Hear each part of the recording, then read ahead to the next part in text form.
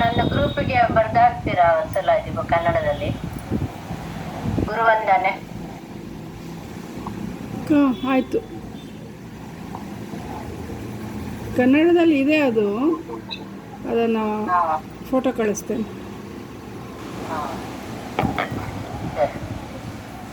ಪರಮ ಪೂಜ್ಯ ಮುನಿಶ್ರೀ ನಿಯಮಸಾಗರ ಮಹಾರಾಜರಿಂದ ರಚಿತವಾದಂತಹ ಸ್ವಾಧ್ಯಾಯ ಯೋಗ್ಯ ಸಂದೃಷ್ಟಿ ಸಂಗ್ರಹ ಅನ್ನುವಂತಹ ಗ್ರಂಥವನ್ನ ನಾವು ಸ್ವಾಧ್ಯಾಯ ಮಾಡ್ತಾ ಇದ್ದೇವೆ. ಅದರಲ್ಲಿ ನಿನ್ನೆ ತಿರ್ಯಂಚಗತಿಯ ಜೀವಗಳ ಒಂದು ಸ್ವರೂಪವನ್ನ, ಅವುಗಳು ಯಾವ ಗುಣಸ್ಥಾನದಿಂದ ಮರಣವನ್ನ ಹೊಂದಿ ಯಾವ ಯಾವ ಗತಿಗಳಲ್ಲಿ ಯಾವ ಯಾವ ಇಂದ್ರಿಯಗಳುಳ್ಳಂತಹ ಜೀವಗಳು ಹುಟ್ಟಲಿಕ್ಕೆ ಸಾಧ್ಯ ಇದೆ ಅನ್ನುವಂತಹ ಒಂದಿಷ್ಟು ವಿಚಾರವನ್ನ, ಮಾಹಿತಿಯನ್ನ ತಿಳಿದುಕೊಂಡಿದ್ದೇವೆ. ಇನ್ನು ಮುಂದೆ ಮನುಷ್ಯಗತಿಯಲ್ಲಿರುವಂತಹ ಜೀವಿಗಳು ಯಾವ ಗುಣಸ್ಥಾನದಿಂದ ಮರಣವನ್ನ ಸಾಧಿಸಿಕೊಂಡು ಎಲ್ಲಿ ಎಲ್ಲಿ ಹೋಗಿ ಹುಟ್ಟಲಿಕ್ಕೆ ಸಾಧ್ಯ ಇದೆ ಅನ್ನುವಂಥದ್ರ ಬಗ್ಗೆ ನಾವು ಇವತ್ತು ಚರ್ಚೆ ಮಾಡಬೇಕಿದೆ. ಓದ್ರಿ.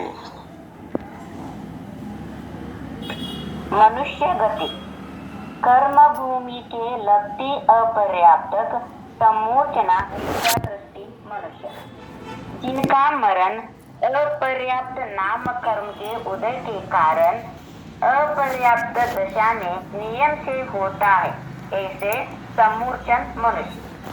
कर्म भूमि के लब्धि अपर्याप्तक मनुष्यों में एक प्रथम गुणस्थान ही होता है. ಯಾವ ಮನುಷ್ಯರ ಬಗ್ಗೆ ಮೊದಲು ನಮಗೆ ಹೇಳ್ತಾ ಇದ್ದಾರೆ ಅಂತಂದ್ರ, ಕರ್ಮಭೂಮಿಯಲ್ಲಿ, ಕರ್ಮಭೂಮಿ ಅಂತಂದ್ರೆ ಇಲ್ಲಿ ಯಾವುದೊಂದು 6 ಖಂಡಗಳ ಲೆಕ್ಕಾಚಾರ ಬರುವುದಿಲ್ಲ. ಈ ಸಮೂರ್ಛನ ಮನುಷ್ಯರು 6 ಖಂಡದ ಜೀವಗಳಲ್ಲಿ ಮಾತ್ರ ಕಂಡು ಬರುತ್ತವೆ. ಹಾಗಾಗಿ ಇಲ್ಲಿ ಕರ್ಮಭೂಮಿ ಅನ್ನುವಂತ ಅರ್ಥ 6 ಖಂಡದಲ್ಲಿ ಇರುವಂತ ಅಂದ್ರೆ ಸಮೂರ್ಛನ ಮಿಥ್ಯಾದೃಷ್ಟಿ ಮನುಷ್ಯ ಅಂತಾನೆ ಹೆಸರು. ನೋಡ್ರಿ, ನಾವು ಮೊನ್ನೆ ಅಥವಾ ನಿನ್ನೆ ಸಮೂರ್ಛನ ತಿರ್ಯಂಚರ ಬಗ್ಗೆ ಚರ್ಚೆ ಮಾಡಿದ್ದೆವು.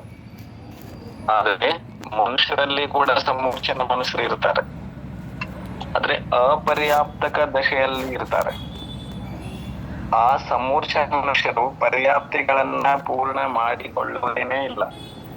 ಅಂತರ ಮುಹೂರ್ತದಲ್ಲಿನೇ ಅವರ ಮೃತ್ಯು ಕೂಡ ಆಗ್ತದೆ. ಆ ಜೀವನ ಪರ್ಯಾಯ ಮುಗಿದು ಹೋಗ್ತದೆ.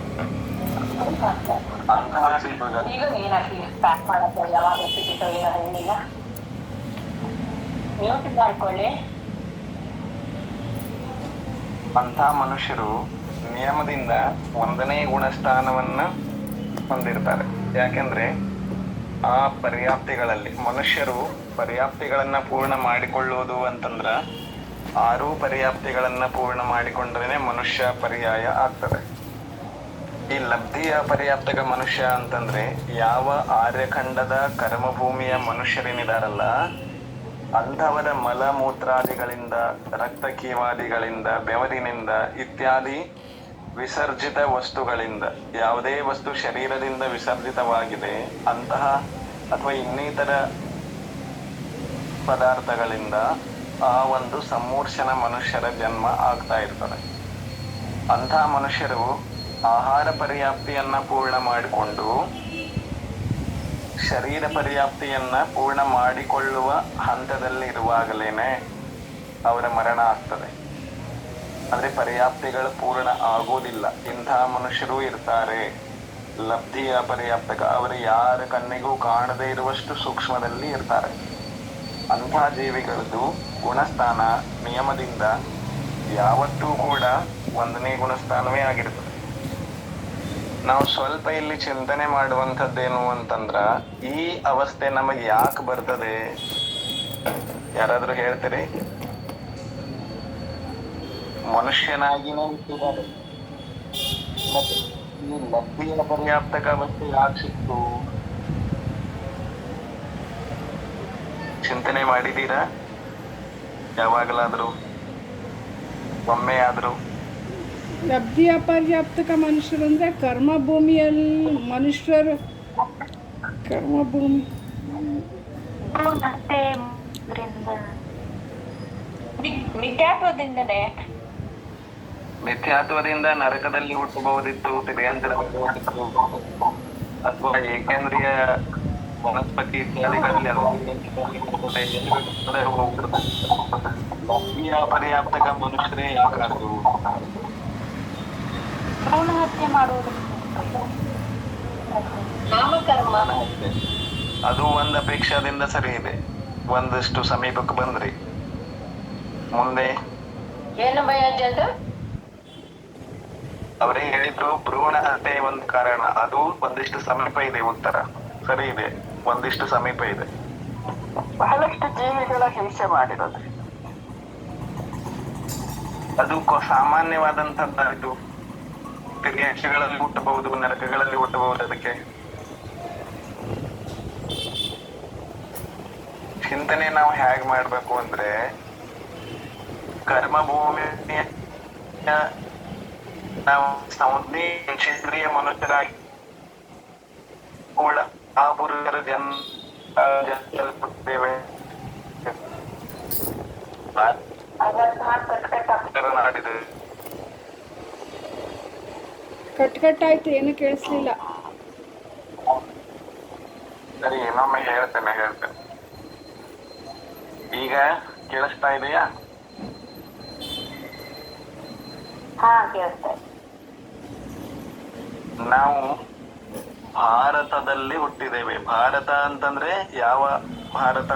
6 ಖಂಡಗಳಲ್ಲಿ ಆರ್ಯಖಂಡದಲ್ಲಿ ನಾವು ಹುಟ್ಟಿದ್ದೇವೆ. ಆರ್ಯಖಂಡದಲ್ಲಿ ಹುಟ್ಟಿದ್ರಿಂದ ಆರ್ಯರಿಗೆ ಯೋಗ್ಯವಾದಂತಹ ಕಾರ್ಯಗಳನ್ನ ನಾವು ಮಾಡಲಾರದ ಕಾರಣದಿಂದ ಮತ್ತು ಆರ್ಯ ಪುರುಷರನ್ನೇ ನಿಂದಿಸಿದ್ರಿಂದ, ಆರ್ಯ ಪುರುಷರನ್ನೇ ಹೀಯಾಳಿಸಿದ್ರಿಂದ, ಆರ್ಯರಿಗೆ ಯೋಗ್ಯವಾದ ಕಾರ್ಯಗಳನ್ನ ಮಾಡದೇ ಇರುವುದರಿಂದ, ಅಥವಾ ಯೋಗ್ಯ ಅಯೋಗ್ಯ ಮರ್ಯಾದೆಗಳನ್ನ ತಿಳಿಯಲಾರದೇನೆ ಉತ್ತಮ ಸ್ಥಿತಿಯಲ್ಲಿರುವಾಗ ಹೀನ ಕಾರ್ಯಗಳಲ್ಲಿನೇ ಜೀವಿಸಿ ಹೋಗಿದ್ದರಿಂದ ಇತ್ಯಾದಿ ಇಂಥದ್ದು ಮಾನವ ಯೋಗ್ಯವಲ್ಲದ ಕಾರ್ಯಗಳನ್ನು ಮಾಡಿದಾಗ ಇಂತಹ ಮನುಷ್ಯನಾಗಿ ಹುಟ್ಟಬೇಕಾದಂತಹ ಪರಿಸ್ಥಿತಿ ಬರ್ತದೆ. ನಾವು ಯಾವುದರದ ದುರುಪಯೋಗ ತೆಗೆದುಕೊಳ್ತೇವೆ ಅದು ನಮ್ಮಿಂದ ದೂರ ಆಗ್ತದೆ. ಮತ್ತೆ ಯಾವಾಗಲೂ ಒಮ್ಮೆ ಪಶ್ಚಾತ್ತಾಪ ಆಗೋದ್ರಿಂದ ಅದು ಪಾಪ ಸ್ವಲ್ಪನೇ ಕಳೀತು, ಪೂರ್ಣವಾಗಿ ಕಳೀಲಿಲ್ಲ ಅಂತಂದ್ರ ಆವಾಗ ಪುನಃ ಮನುಷ್ಯತ್ವೇನೋ ಆಗ್ತೇವೆ. ಆದ್ರೆ ಇಂಥ ಹೀನ ಸ್ಥಿತಿಯಲ್ಲಿ ಹುಡ್ತೇವೆ. ಇನ್ನೊಂದಿಷ್ಟು ಪಾಪವನ್ನ ಕಡಿಮೆ ಮಾಡಿಕೊಂಡ್ರೆ ಮ್ಲೇಚ್ಛಖಂಡ ಇತ್ಯಾದಿಗಳಲ್ಲಿ ಹುಡ್ತೇವೆ. ಮತ್ತೊಂದಿಷ್ಟು ಪಾಪವನ್ನ ಕಡಿಮೆ ಮಾಡಿಕೊಂಡ್ರೆ ಆರ್ಯಖಂಡಗಳಲ್ಲಿ ಅಲ್ಲಲ್ಲಿ ಬೇರೆ ಕಡೆ ಹುಡ್ತೇವೆ. ಮತ್ತೊಂದಿಷ್ಟು ಪಾಪವನ್ನ ಕಡಿಮೆ ಮಾಡಿಕೊಂಡ್ರೆ ಪಶ್ಚಾತ್ತಾಪಾದಿಗಳಿಂದ ಆರ್ಯಖಂಡಗಳಲ್ಲಿ ಉತ್ತಮ ಕುಲಗಳಲ್ಲಿ ಹುಡ್ತೇವೆ. ಇದು ಒಂದು ವ್ಯವಸ್ಥೆ ಇದೆ.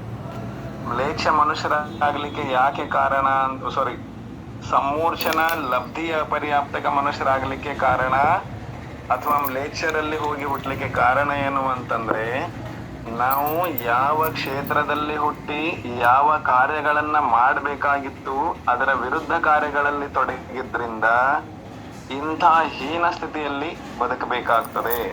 ಇಂಥ ಹೀನ ಅವಸ್ಥೆಗಳನ್ನ ಹೊಂದಬೇಕಾಗ್ತದೆ.